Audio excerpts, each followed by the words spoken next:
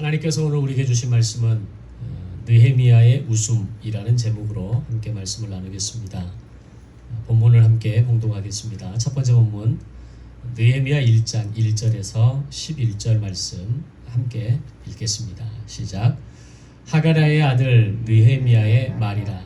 아닥사스다 왕 제20년 기슬로월에 내가 수산궁에 있는데 내 형제들 가운데 하나인 하나니가 두어 사람과 함께 유다에서 내게 이르렀기로 내가 그 사로잡힘을 면하고 남아있는 유다와 예루살렘 사람들의 형편을 물은즉 그들이 내게 이르되 사로잡힘을 면하고 남아있는 자들이 그 지방 거기에서 큰 환난을 당하고 능욕을 받으며 예루살렘 성은 허물어지고 성문들은 불탔다 하는지라. 내가 이 말을 듣고 앉아서 울고 수일 동안 슬퍼하며 하늘의 하나님 앞에 금식하며 기도하며 이르되 하늘의 하나님 여호와 크고 두려우신 하나님이여 주를 사랑하고 주의 계명을 지키는 자에게 언약을 지키시며 긍휼을 베푸시는 주여 간구하나이다. 이제 종이 주의 종들인 이스라엘 자손을 위하여 주야로 기도하오며 우리 이스라엘 자손이 주께 범죄한 자들을 죄들을 자복하오니 주는 귀를 기울이시며 눈을 여시사 종의 기도를 들으시옵소서. 나와 내 아버지의 집이 범죄하여 주를 향하여 크게 악을 행하여 주께서 주의 종 모세에게 명령하신 계명과 율례와 규례를 지키지 아니하였나이다.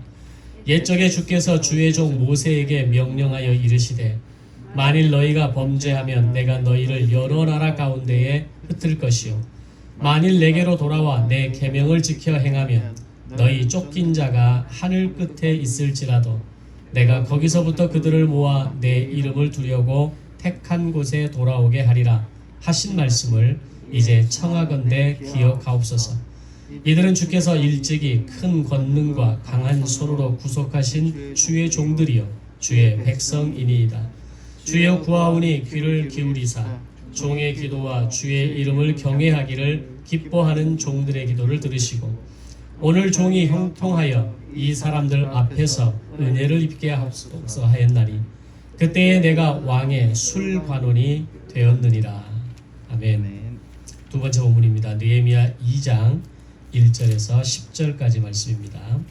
시작.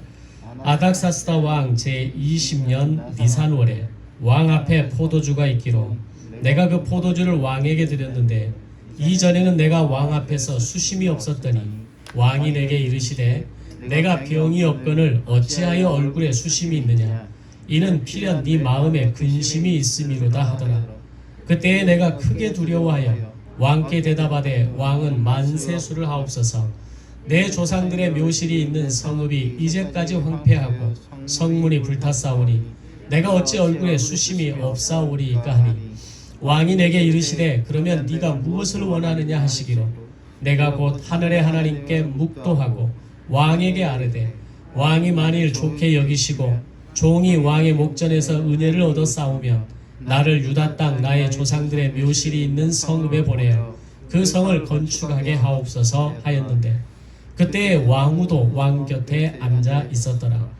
왕이 내게 이르시되 내가 몇 날에 다녀올 길이며 어느 때에 돌아오겠느냐 하고 왕이 나를 보내기를 좋게 여기시기로 내가 기한을 정하고 내가 또 왕에게 아뢰되 왕이 만일 좋게 여기시거든 강 서쪽 총독들에게 내리시는 조서를 내게 주사 그들이 나를 용납하여 유다에 들어가기까지 통과하게 하시고 또 왕의 삼림 감독 아삽에게 조서를 내리사 그가 성전에 속한 영문의 문과 성곽과 내가 들어갈 집을 위하여 들보로 쓸 제목을 내게 주게 하옵소서 하며 내 하나님의 선한 손이 나를 도우심으로 왕이 허락하고 군대 장관과 마병을 보내어 나와 함께 하시기로 내가 강 서쪽에 있는 총독들에게 이르러 왕의 조서를 전하였더니 호론 사람 산발락과 종이었던 암몬 사람 도비아가 이스라엘 자손을 흥왕하게 하려는 사람이 왔다 함을 듣고 심히 근심하더라.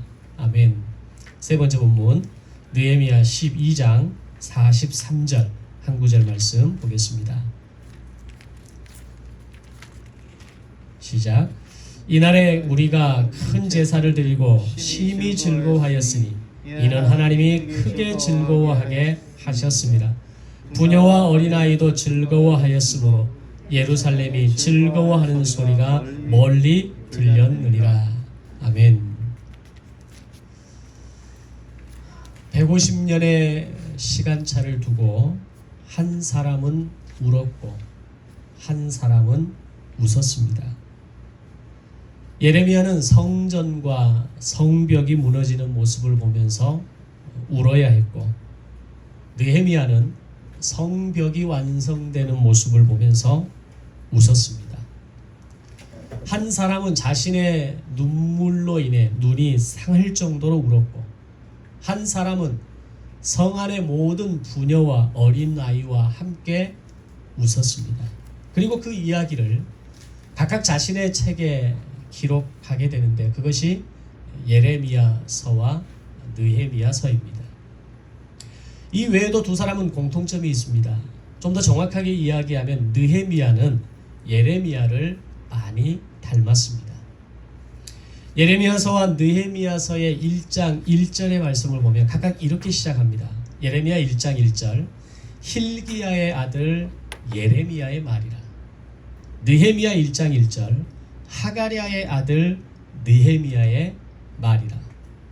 두 사람 모두 각자의 책을 시작할 때 아버지의 이름으로 시작한다는 것이고, 그 형식과 문장의 싱크로율이 100%입니다.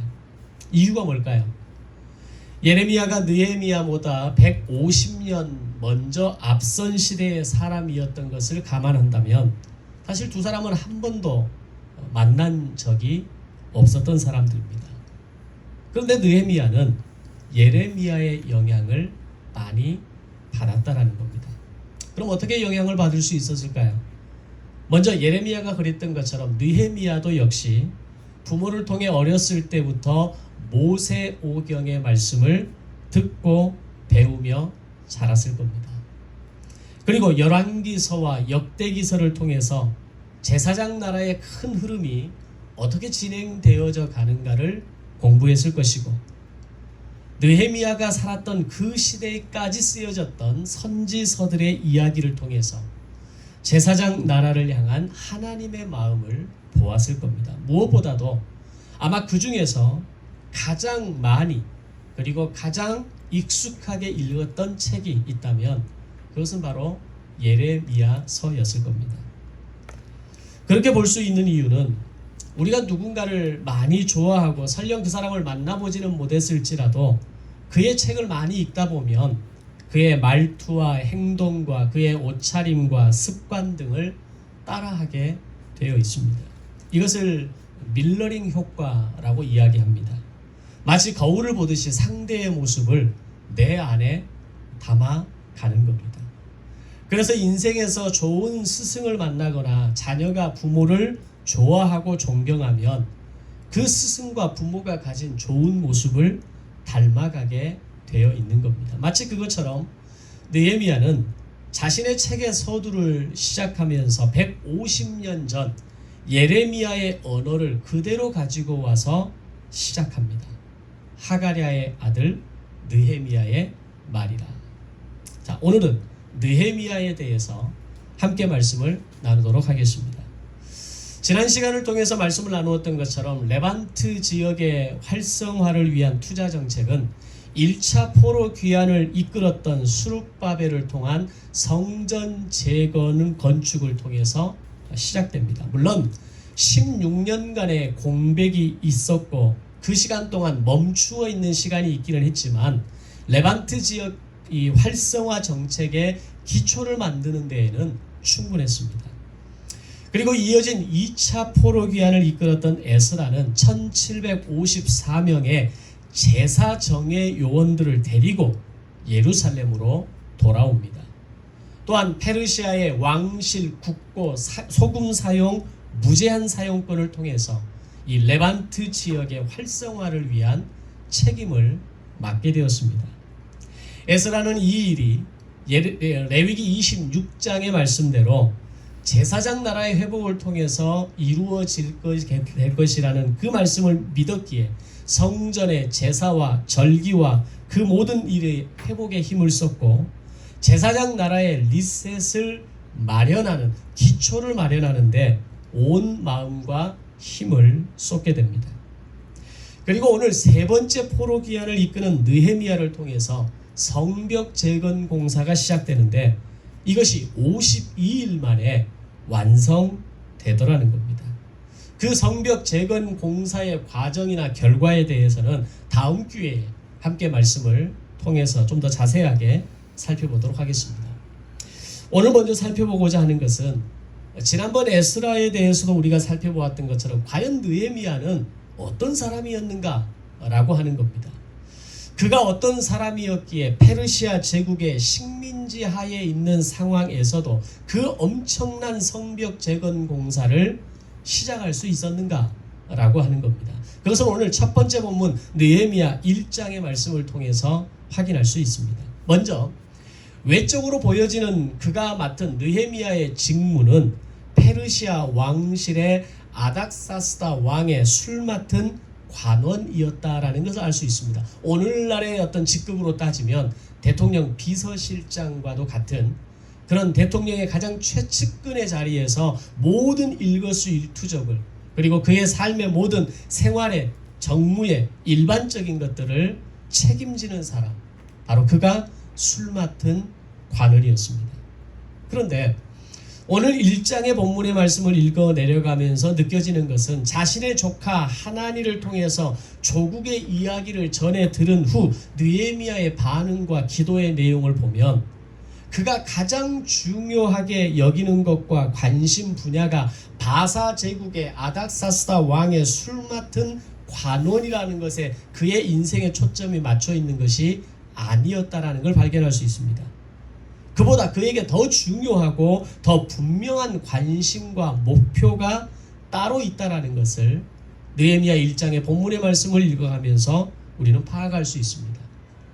에스라와 마찬가지로 느헤미야 역시 포로 이후의 세대의 사람이기 때문에 부모의 고향이었던, 조상들의 고향이었던 예루살렘은 아마 한 번도 가보지도 태어나지도 않았던 곳일 겁니다. 그런데 느헤미야 1장의 기록대로 그의 기도를 보면 오직 조국에 대한 염려로 가득했다라는 겁니다. 또한 동시에 모세 때로부터 지난 1000년 동안 유지되어 왔던 제사장 나라가 어떻게 하나님 앞에서 그것이 제대로 지켜지지 않았는지, 그리고 멸망의 과정을 거치게 되었는지, 그리고 어떻게 그것을 회복해야 될 것인지에 대해서 느헤미야는 아주 중요하게 그리고 분명하게 알고 있다라는 겁니다. 그의 기도의 초점은 제사장 나라의 회복에 대한 간절한 기다림과 기대감으로 가득해 있다라는 겁니다. 그래서 그의 기도는 중언부언하거나 횡설수설하는 기도가 아니라 지금 내가 무엇을 어떻게 기도해야 되는지를 잘 알고 있는 기도의 모델과 같은 내용을 가지고 있습니다. 즉 느헤미야는 모세 오경을 통해 배웠던 제사장 나라에 대한 완벽한 이해를 가지고 있었다라는 겁니다. 또한 예레미야의 책을 통해서 배우고 깨달았던 제사장 나라의 그 새로운 시작이 반드시 오게 될 것이라는 것을 느헤미야는 알고 있는 겁니다. 그리고 자신은 그렇게 다시 세워질 제사장 나라에서 내가 감당해야 될 중요한 역할이 있다라는 것을 알게 되고 그 일을 위한 준비를 하고 있었다라는 것을 보게 됩니다. 그러기 위해서는 준비가 필요했고 실력을 갖춰야 했고 그리고 마침내 아닥사스다 왕의 술 맡은 관원의 자리에까지 오를 수 있었다. 이렇게 성경은 기록합니다. 이것이 의미하는 것은 느헤미야는 간절히 기대하면서 반드시 이루고 싶었던 최종 목표의 꿈을 가지고 있었다는 겁니다. 그것이 모든 사람들이 부러워할 만한 아닥사스다 왕의 왕실의 술 맡은 관원으로서 막강한 힘과 지위와 권한을 가지고 있는 그것이 내 인생의 목적이 아니라 바로 1000년 전에 모세를 통해서 말씀하셨던 그 제사장 나라가 비록 죄악으로 인해서 무너지게 되었고 멸망하게 되었고 지금은 포로의 식민지 가운데 상황 가운데 있지만 우리는 반드시 바로 나를 통해서 하나님은 반드시 일하실 것이라는 생각이 느헤미야에게 있었던 겁니다. 바로 느헤미야는 그 꿈을 이루기 위해서 준비가 필요했고 그것이 중간 단계의 목표를 이루게 되는 겁니다. 다시 말하면 최종 목표는 바로 내 조국 예루살렘에 다시 제사장 나라를 세우는 것이고 그 일을 가능하도록 하기 위한 중간 단계의 목표가 바사 제국 왕실의 술 맡은 관원의 자리에까지 오르는 것이었다라는 겁니다. 이런 관점에서 보면 오늘 느헤미야에 대한 새로운 해석이 가능하게 됩니다. 우리가 인생을 살아가면서 우리 각자에게 주어진 또는 내가 뭔가 되고 싶고 이루고 싶은 꿈과 비전과 목표가 다 가지고 살아가게 됩니다. 특히 20대, 30대의 청년들에게 있어서는 그런 인생에 대한 어떤 미래의 꿈은 더욱더 간절한 기대감이 있는 겁니다. 오늘 느헤미야를 봤을 때 사실 느헤미야에게 있어서 그가 부러워할 게 더 뭐가 있겠습니까? 이미 최고 권력자의 옆자리에 앉아있고 그 최고 권력자가 최고로 신임하는 사람이 느헤미야였다면 이미 느헤미야의 꿈은 이루어진 겁니다. 그런데 느헤미야 1장은 그의 꿈은 아닥사스다 왕의 술 맡은 관원이 아니라 바로 내 조국 예루살렘의 제사장 나라의 회복이라는 것을 분명하게 말하고 있다는 겁니다. 자, 그러면 이렇게 생각해 볼 수 있습니다. 과연 바벨론 포로로 끌려왔던 한 민족의 후손에 불과했던 한 사람이 제국의 왕실의 그 자리에까지 오르는 것이 쉬운 일이었겠습니까? 그것이 자신의 강한 의지와 실력만으로 가능한 일이겠습니까? 아무런 백도 끈도 없이 그 자리에까지 도달하는 것이 정말 가능한 일이냐라는 겁니다. 근데 결과적으로는 그 자리에 도달했다라는 겁니다. 마침내 그 자리에 도달한 그 느헤미야는 아마도 그 자리에 오르기까지 뼈를 깎는 인내와 훈련의 시간을 가졌을 것이고 그것은 역사와 인생의 주관자이신 하나님의 경영이 아니면 절대로 이루어질 수 없다라는 것을 잘 알 수 있습니다. 만약에 느헤미야가 편법을 쓰고 술수를 쓰고 로비를 써서 그 자리에서 올라왔다면 오늘 느헤미야 1장의 기도는 없습니다. 어떻게 그런 태생, 그런 어떤 습성을 가진 사람에게 이런 기도가 나올 수 있겠습니까?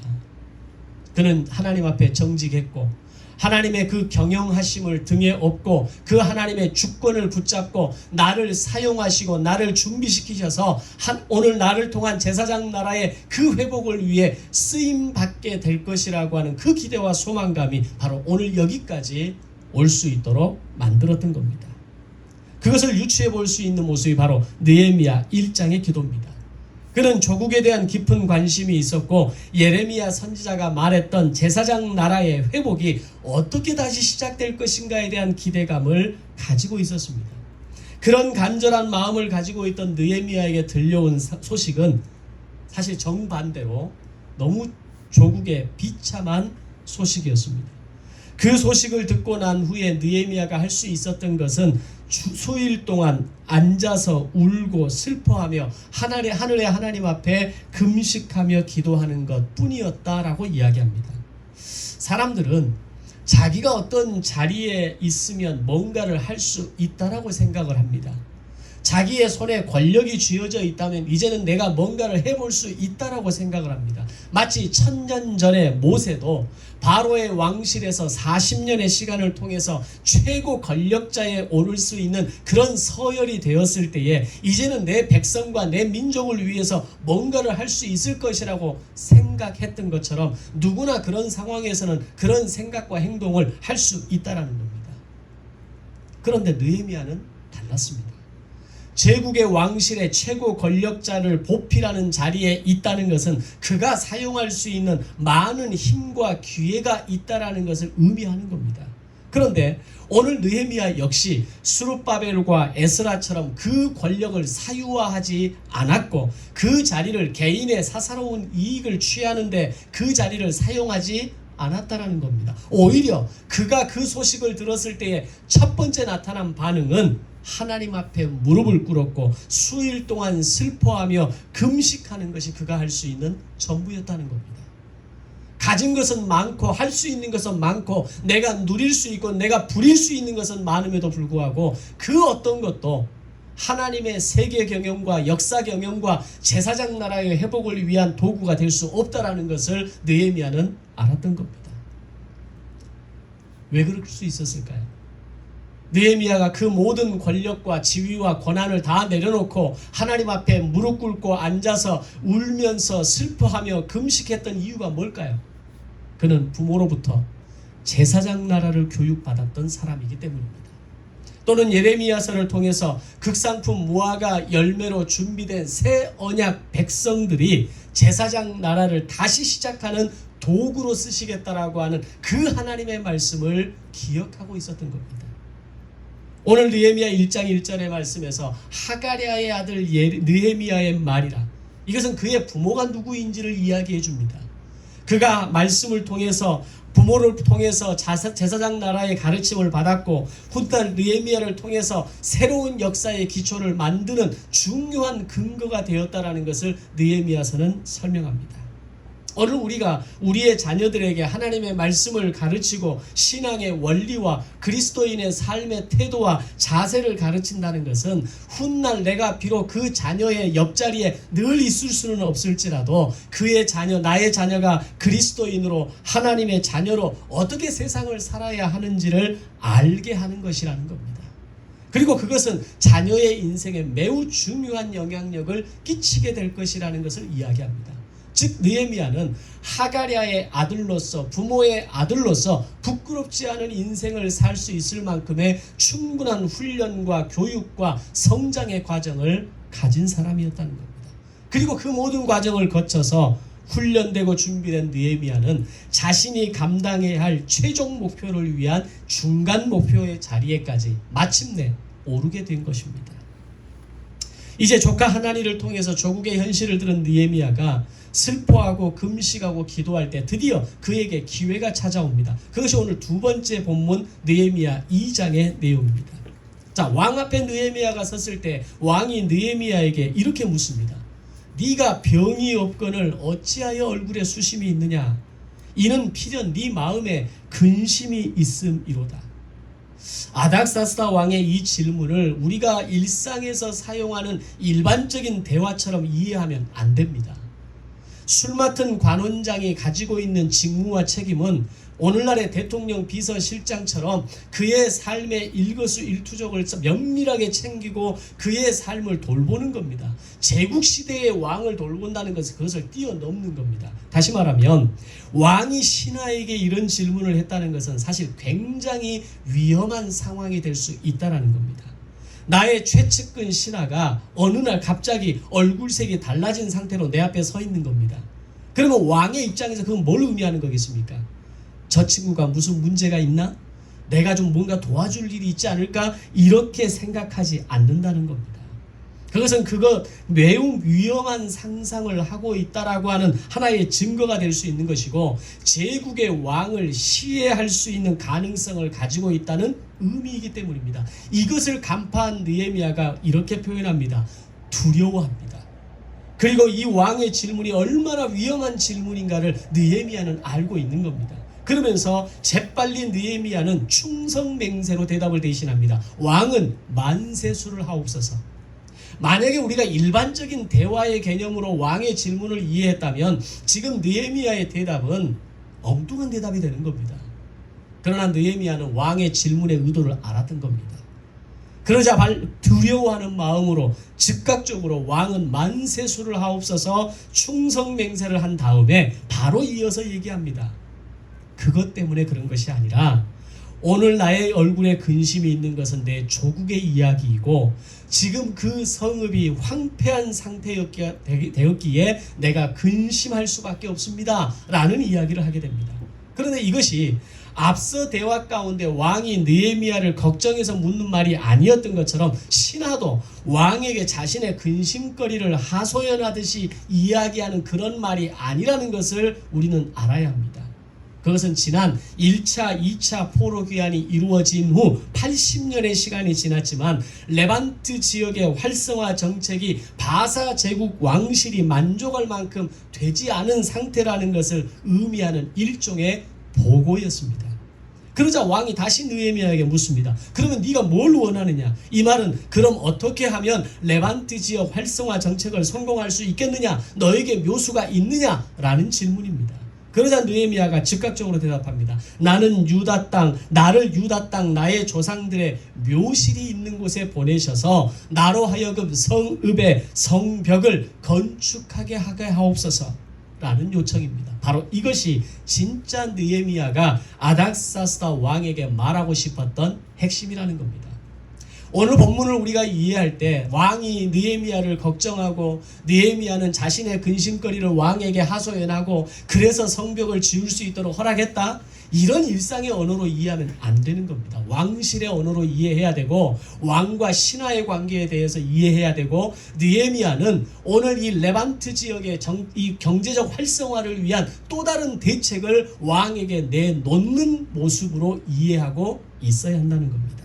그러면서 지난 1차 포로기한을 통해서 성전 건축을 허락했던 것처럼 2차 포로기한을 통해서 성전 제사가 회복되었던 것처럼 이제 나를 보내셔서 성벽을 재건하게 하시고 예루살렘에 평안을 만들어서 레반트 지역의 활성화를 이룰 수 있도록 허락해 주십시오. 이 얘기라는 겁니다.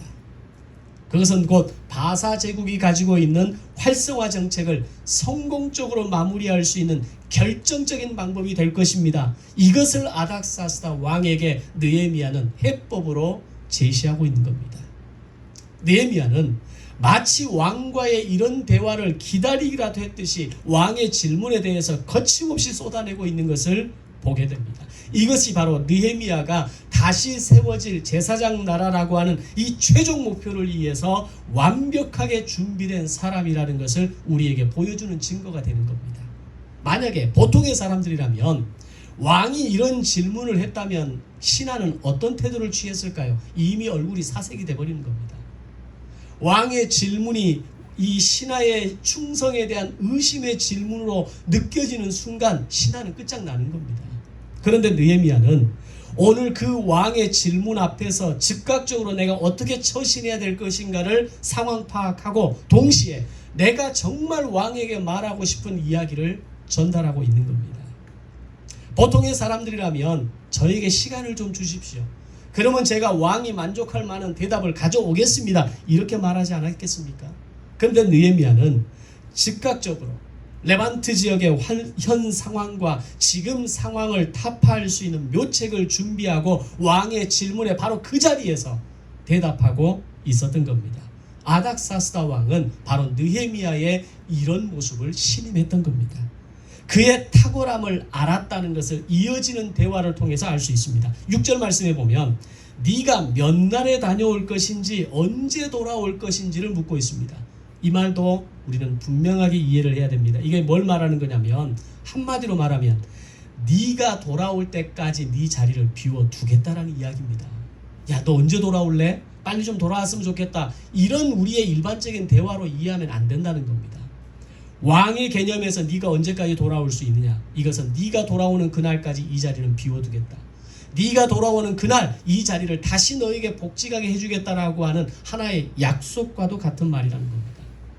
당시 느헤미야의 이 자리를 탐내는 사람이 얼마나 많았을까요? 제국시대 아닙니까? 엄청난 보물, 엄청난 재산, 권력과 어떤 그 모든 이 부릴 수 있는 힘이 주어지는 자리가 대통령 비서실장입니다. 제국의 왕실의 비서실장 같은 자리입니다. 그렇다면 느헤미야의 이 자리를 탐내는 사람은 수두룩한 겁니다. 그 자리가 비기만을 기다리는 사람들이 줄을 서서 기다리고 있었을 것이고 그 자리가 비자마자 서로 그 자리를 들어가기 위해서 내가 알고 있는 모든 끈과 인맥에 손을 얹었을 겁니다. 느헤미야는 더군다나 포로 민족의 후손 아닙니까? 그가 그 자리에 앉아있다는 것만으로도 사람들은 못마땅한 겁니다. 그를 밀어내기 위해서 호시탐탐 기회를 노리고 있었을 겁니다. 그런데 바로 그런 상황에서 아닥사스다 왕은 네가 돌아올 때가 언제인지를 묻고 그것이 네가 언제라도 돌아오기만 하면 이 자리를 다시 너에게 주겠다는 약속과도 같은 말을 하고 있는 겁니다.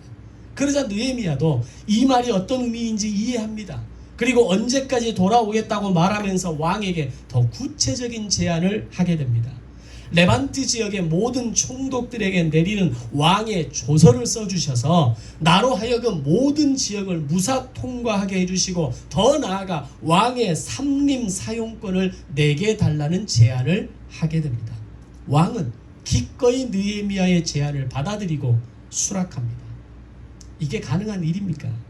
물론 느헤미야에 대한 왕의 신임과 그의 탁월함을 인정하기 때문에도 가능했지만 사실 그 이면에는 이번 투자를 통해서 레반트 지역의 활성화 정책에 종지부를 찍겠다라는 것이 왕의 결심이었고 그 왕의 결심과 계획에 대한 느헤미야의 전략이 맞아 떨어졌던 겁니다.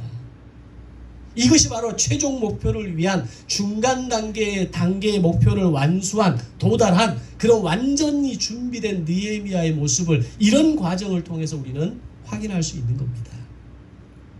그러면서 지난 2차 포로기한을 주도했던 에스라에게 4가지 권한과 사법부 구성이라고 하는 엄청난 특권이 주어졌다는 걸 기억하실 겁니다. 이번 3차 이 귀한 정책을 위해서 3차 투자 정책을 위해서도 느헤미야에게 엄청난 특권이 주어지게 됩니다.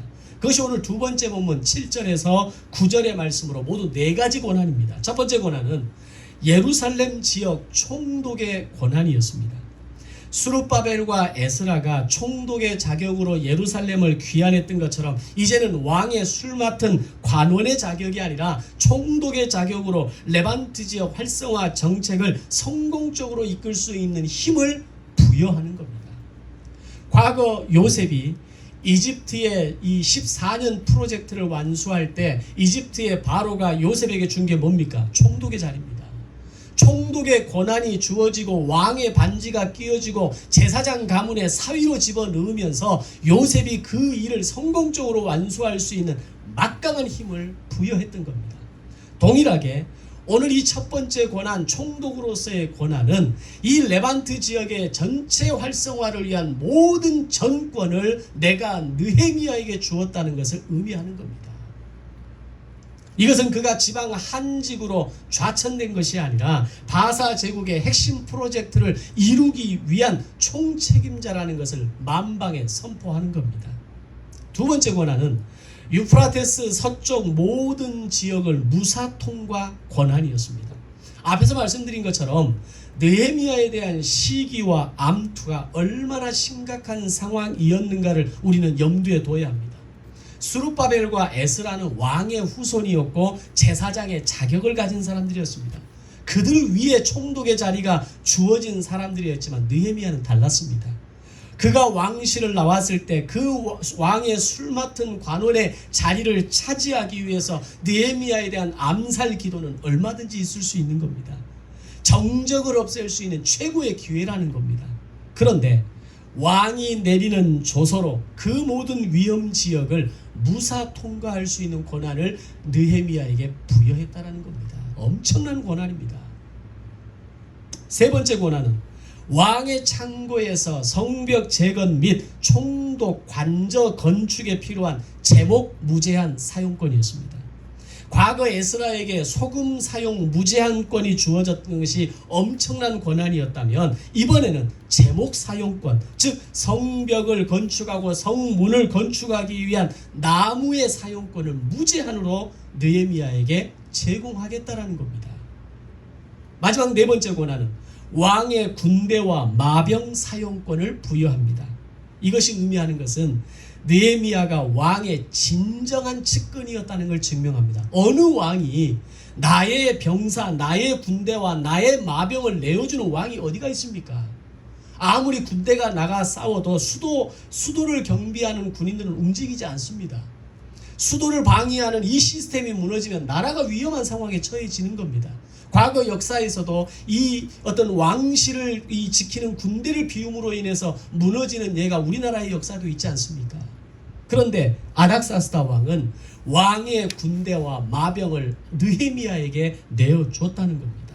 그것은 왕의 최측근만이 누릴 수 있는 특권이었다라는 걸 의미하는 것이고 느헤미야가 위험에 노출될 수 있다라는 것을 아닥사스다 왕이 간파했다라는 겁니다. 그러면서 동시에 나의 충신을 지키기 위한 가장 적극적인 배려로 이 네 번째 권한을 느헤미야에게 제공한 겁니다. 네 가지 권한 역시 에스라에게 주어졌던 네 가지 권한 못지않게 엄청난 특혜이고 강력한 권한이라는 것을 우리는 알아야 합니다. 아닥사스다 왕이 이런 막강한 권력과 권한을 느헤미야에게 준 이유가 뭘까요? 물론 첫 번째는 가장 중요한 목표는 느헤미야를 통해 이번 3차 투자 정책을 통한 레반트 지역의 활성화의 마침표, 종지부를 찍는 게 첫 번째입니다. 두 번째는 그에게 어떤 막강한 권력이 주어졌을지라도 느헤미야는 그 권력과 권한을 남용하지 않을 거라는 것을 믿었기 때문이라는 겁니다. 나를 배신할 놈에게 군사를 내어주겠습니까? 내 등에 칼을 꽂을 사람한테 군대와 마병을 내주겠습니까? 그건 끝장나는 겁니다. 레반트 지역의 정책 활성화 못지않게 그보다 어쩌면 더 중요한 것, 그것은 아닥사스다 왕은 느헤미야를 믿었다라는 겁니다. 그 믿음이 어디서 나온 겁니까? 그런 느헤미야에 대한 신뢰와 믿음이 어떻게 형성된 겁니까? 이 질문에 대한 대답은 계속해서 동일합니다. 바로 에스라가 그랬던 것처럼 제사장 나라의 거룩한 시민 교과서인 모세오경을 통해 훈련받았고 예레미야서와 열왕기서와 역대기서를 통해 훈련받은 하나님의 사람이었기 때문입니다. 아멘. 말씀의 능력과 말씀의 힘은 그런 겁니다. 하나님의 말씀으로 제대로 훈련받고 실력을 갖추고 준비된 사람들은 사람들이 알아보고 세상이 알아본다는 것을 우리는 기억해야 합니다. 어줍지 않은 실력 좀 갖췄다고 해서 허세 부리면 안 된다는 겁니다. 하나님의 말씀은 근본조차도 모르면서 마치 내가 뭔가 된 것처럼, 내가 뭔가 할 수 있는 것처럼 착각하면 안 되는 겁니다. 모든 걸 할 수 있는 사람임에도 불구하고 그는 아무것도 할 수 없는 사람인 것처럼 하나님 앞에 엎드려 금식하며 울었습니다. 할 수 있는 일이 진짜 없어서 그랬겠습니까? 아닥사스다 왕은 그런 느헤미야를 신뢰하고 믿었던 겁니다. 아닥사스다 왕이 진짜 느헤미야를 믿었다라는 것을 알 수 있는 결정적인 사실이 한 가지 더 있습니다. 그것은 바로 성벽 재건을 허락했다라는 겁니다. 왕의 조서를 통해서 느헤미야를 예루살렘으로 파견하는 이유가 성벽 재건이라는 것이 밝혀졌을 때 아마 레반트 지역의 모든 총독들은 놀랐을 겁니다. 왜 그랬습니까? 성벽을 재건한다는 것은 한 나라가 다시 세워진다는 걸 의미합니다. 성벽을 재건한다는 것은 더 이상 주변의 나라들이 그 나라를, 그 성을 더 이상 함부로 공격할 수 없다라는 것을 이야기합니다. 과거 아수르와 바벨론 제국이 그렇게 기고만장해 있었고 그 누구도 우리를 침략하지 못할 것이라고 믿었던 이유가 뭡니까? 바로 그들이 가졌던 엄청난 높이와 두께의 성벽 때문이었습니다. 이 성벽을 넘어서 이 성벽을 뚫고 이 성벽을 지나쳐서 우리를 공격해 올 수 있는 것들은 아무것도 없다라는 겁니다. 그래서 페르시아 제국이 바벨론 제국을 점령할 때 밖에서는 페르시아 제국이 군대를 진치고 있는데 안에서는 뭐하고 있었습니까? 6개월 동안 잔치하고 있었습니다. 먹을 걸 준비하고 6개월 동안 잔치를 벌이면서 우리는 무너지지 않는다, 이 나라는 멸망하지 않는다, 영원할 것이라고 외쳤던 이들이 바벨론입니다. 그런데 결국 아수르는 물에 의해서, 바벨론은 내부자의 반역에 의해서 결국 성벽은 무너지고 성문은 안에서 열리게 되면서 아수르와 바벨론은 멸망하지 않았습니까?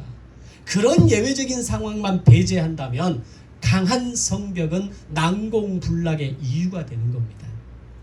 또 과거 아수르가 북이스라엘을 멸망시킬 때에도 성벽을 둘러싸고 3년을 포위하고 나서야 겨우 정복했습니다. 바벨론이 남유다를 정복할 때에도 18개월을 성벽을 둘러싸고 포위를 하고 마침내 18개월 만에 멸망합니다. 성벽이 있는 한 하루아침에 나라는 멸망하지 않는 겁니다. 그렇다면 페르시아 왕의 조서에 느헤미야의 성벽 재건을 허락했다는 것은 다시 남유다를 정복하기 위해서는 그 이상의 노력과 희생이 필요하다는 것을 전제하는 것임에도 불구하고 아닥사스다 왕이 허락했다는 겁니다. 다시 성벽을 만들 때 허술하게 만들었겠습니까? 이전에 바벨론이 무너뜨렸던 그 딱 모형대로만 지었겠습니까?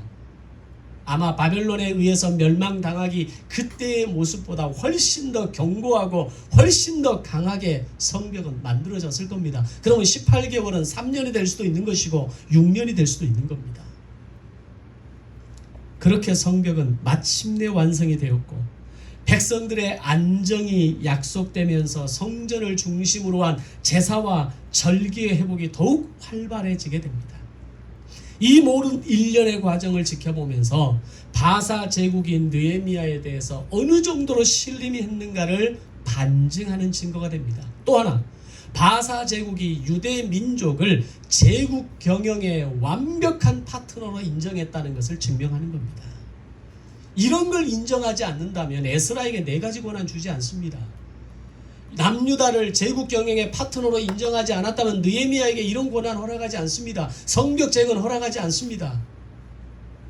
그러나 아닥사스다 왕은, 페르시아 제국은 에스라를 신임했고 느헤미야를 신임했고 남유다를 제국 경영의 파트너로 인정했다라는 겁니다. 마침내 성벽은 완성되고 마침내 예루살렘 성은 안정을 취하게 됩니다. 느헤미야 8장에서는 성벽 재건을 마치고 성벽 낙성식을 드릴 때 모든 백성들이 7일 동안 초막절을 지켰다라고 기록합니다. 절기가 회복된 겁니다. 에스라는 첫날부터 마지막 날까지 율법을 낭독하면서 성회는 여호와께 영광을 올려드렸다라고 기록합니다. 그리고 오늘 3번째 본문의 말씀처럼 이날에 하나님이 크게 즐거워하셨고 부녀와 어린아이도 즐거워하였고 그들의 즐거워하는 소리가 멀리까지 들렸다라고 성경은 기록합니다. 성전과 성벽을 중심으로 150년 전 한 사람은 울었지만 150년 후 한 사람은 그리고 모든 백성은 웃었고 하나님은 즐거워하셨다라는 겁니다. 아멘.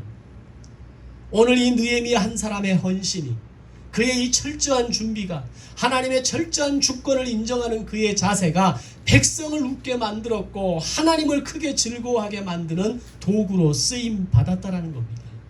느헤미야 정말 멋지고 괜찮은 사람 아닙니까? 여러분의 인생의 최종 목표는 뭡니까? 여러분 뭘 위해서 그렇게 열심히 살아가십니까?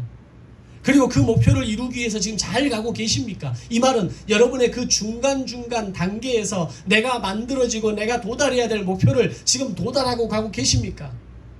오로지 좋은 집을 사고 좋은 차를 사고 좋은 나의 인생의 노후를 위해서 살아가는 것이 오늘 우리의 인생의 목표라면 그 시간이 너무 아깝지 않습니까? 오늘 하나님이 나에게 은혜를 주시고 복을 주셔서 조금 더 좋은 집에 살게 하는 것, 조금 더 좋은 차를 가지고 있는 것, 조금 더 넉넉한 삶을 살고 좀 더 안정된 노후를 가지고 살아가는 것, 그냥 감사한 거죠. 그러나 진짜 우리의 꿈은 하나님이 나를 통해 이루시고자 하는 최종 목표가 뭘까? 그 최종 목표를 위해서 내가 중간중간에 이루어가고 도달해야 될 중간 단계의 목표들은 뭘까? 늘 점검하고 늘 세워가시면서 나로 인해 사람들이 웃고 나로 인해 하나님이 즐거워하시고 나로 인해 나의 가정과 나의 교회가 하나님이 웃으시는 역사가 오늘 여러분의 인생 가운데 나타나시기를 주님의 이름으로 축원합니다. 에스라가 제사장 나라의 회복을 위한 리셋 버튼을 눌렀다면 느헤미야는 제사장 나라의 리셋을 완성하게 됩니다. 에스라를 통해 제사가 회복되었다면 느헤미야를 통해서 절기와 명절이 회복됨으로 인해서 예루살렘은 풍성해졌고 레반트 지역의 경제는 활성화되게 됩니다. 그러나 그것이 또 다른 부작용으로 가고 있다는 것, 또 다른 부작용이 그들에게 다가오고 있다는 것을 아무도 알지 못했습니다. 기도하겠습니다. 생명의 주인이 되시는 하나님 아버지, 감사합니다. 한 사람의 인생과 결단이 하나님 나라의 큰 그림을 위해서 나아가는 제사장 나라의 완성을 이루는 도구로 쓰임받는 것을 보면서 오늘 나의 인생이, 오늘 나의 삶의 태도와 자세가 하나님의 그 크신 뜻을 이루어가는 한 도구가 되게 하시고 한 페이지를 감당할 수 있는 믿음의 신실한 백성들이 되게 하여 주옵소서. 단지 내 개인을 위한 인생의 목표가 있는 그런 인생이 아니라 하나님이 나를 통해 이루시고자 하는 그 꿈과 그 아버지의 마음과 그 하나님 나라의 마음을 다시 한번 우리의 마음에 되새겨서 나를 통해 이루시는 그 최종 목표를 위해 나의 인생의 20대, 30대, 50대, 60대 각각 시작하는 그 시점마다 나의 인생의 중간 단계를 점검하고 그 목표를 달성하는 하나님의 거룩한 백성들이 되게 하여 주시옵소서. 감사드리오며 예수님의 이름으로 기도드리옵나이다. 아멘.